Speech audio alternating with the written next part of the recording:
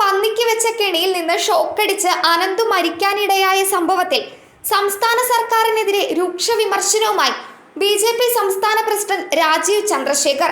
സംസ്ഥാന സർക്കാരിന്റെ കറണ്ട് എടുത്തിട്ട് കാട്ടുപന്നിയെ കൊന്നു ജീവിക്കേണ്ട അവസ്ഥയാണോ ഇപ്പോഴുള്ളതെന്ന് ചോദിച്ച അദ്ദേഹം ഉപജീവനത്തിന് വേണ്ടി ഇറച്ചിയെടുത്തു വിൽക്കാനാണ് പ്രതികൾ ശ്രമിച്ചതെന്നും പറഞ്ഞു. ഇതിനെല്ലാം കാരണം തൊഴിലില്ലായ്മയാണെന്നും എന്നാൽ അത് നിയമവിരുദ്ധമായ പ്രവൃത്തിയാണെന്നും അദ്ദേഹം പറഞ്ഞു. അനന്തു രക്തസാക്ഷി എന്ന കേന്ദ്രമന്ത്രി ജോർജ് കുര്യന്റെ പ്രസ്താവന ശരിയാണ്. അപകടകാരികളായ വന്യമൃഗങ്ങളെ കൊല്ലാനുള്ള അധികാരം സംസ്ഥാനത്തിനുണ്ട്. എന്തുകൊണ്ട് ഇത് ഉപയോഗപ്പെടുത്തുന്നില്ല? നിലമ്പൂരിൽ ഈ വർഷം മാത്രം 3 പേർ കൊല്ലപ്പെട്ടു.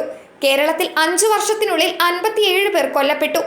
സംസ്ഥാനത്ത് വന്യമൃഗങ്ങളെ കൊല്ലാനുള്ള അധികാരം പാലക്കാട് അടക്കം പല മേഖലയിലും ഉപയോഗിക്കുന്നുണ്ട്. ബാക്കി സ്ഥലങ്ങളിൽ ഇത് എന്തുകൊണ്ട് ഉപയോഗിക്കുന്നില്ല?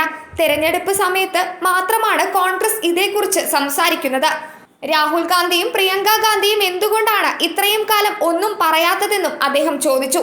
നിലമ്പൂരിൽ 4.5 കൊല്ലം ഇരുന്ന MLA വീണ്ടും മത്സരിക്കുകയാണ്. 9 കൊല്ലം സംസ്ഥാനം ഭരിച്ച പാർട്ടിക്ക് വേണ്ടിയാണ് സ്വരാജ് മത്സരിക്കുന്നത്. നേരത്തെ ഭരിച്ച MLAയുടെ മകനാണ് UDF സ്ഥാനാർത്ഥി. ഇവരെല്ലാം ഇന്ത്യ മുന്നണിയുടെ ഭാഗമാണ്. നിലമ്പൂരിൽ BJPക്ക് നല്ല പ്രതീക്ഷയുണ്ട്. ജനങ്ങൾക്ക് മാറ്റം വേണം. കേന്ദ്ര സർക്കാരിന്റെ പ്രോഗ്രസ് കാർഡ് ജനങ്ങൾക്ക് നൽകും. അനാവശ്യ തെരഞ്ഞെടുപ്പ് എന്ന പ്രസ്താവനയിൽ ഉറച്ചു നിൽക്കുന്നു. ദേശീയ നേതൃത്വം നിർബന്ധിച്ചതുകൊണ്ടല്ല സ്ഥാനാർത്ഥിയെ നിർത്തിയത്. പാർട്ടി അംഗമല്ലാത്ത സ്ഥാനാർത്ഥിയെ നിർത്തിയത് വേറെ നേതാക്കൾ ഇല്ലാത്തത് കൊണ്ടല്ലെന്നും അദ്ദേഹം വ്യക്തമാക്കി.